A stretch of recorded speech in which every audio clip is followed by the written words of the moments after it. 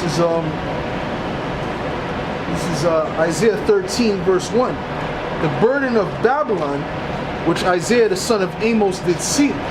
Lift thee up a banner upon the high mountain, exalt the voice upon unto them, shake the hand, that they may go into the gates of the nobles. And that's what we're doing, man. We're shaking the hand, man, which represents rebuke, all right? I have commanded my sanctified ones. I have also called my mighty ones for mine anger, even them that rejoice in my highness, man, which is speaking about the angels, okay?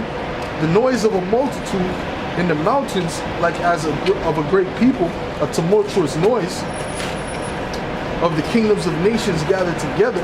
The Lord of hosts mustereth the host of the battle.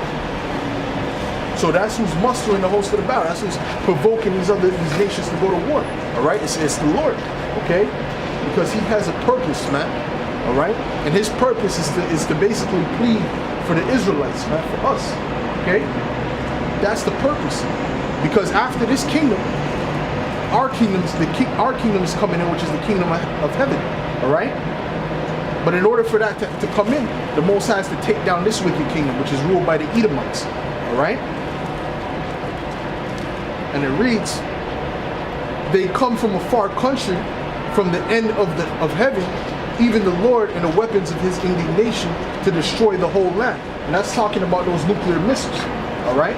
The Most High created those nuclear missiles to be shot off and to destroy the whole land of America, all right? And it's going to also destroy the land of Israel, man, all right? The only difference is America is never going to be inhabited again. But the land of Israel will be cleansed with that fire, and then we're going to go back into that land, all right? Because that's our land to begin with, okay? And it says,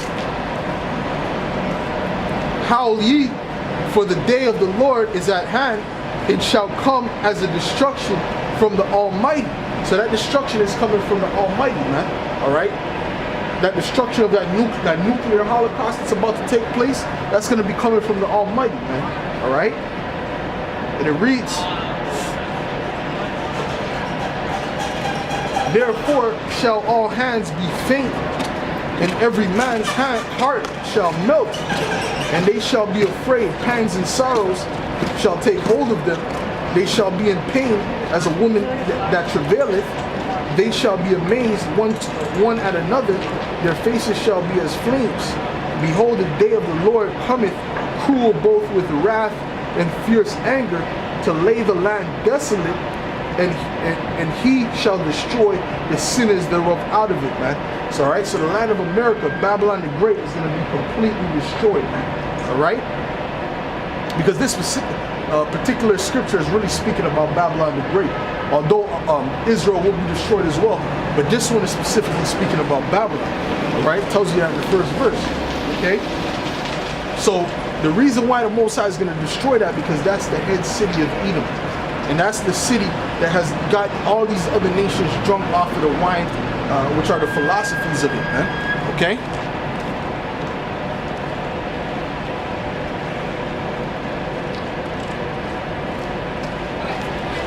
All right, so let me get Revelations, the 18th chapter, man.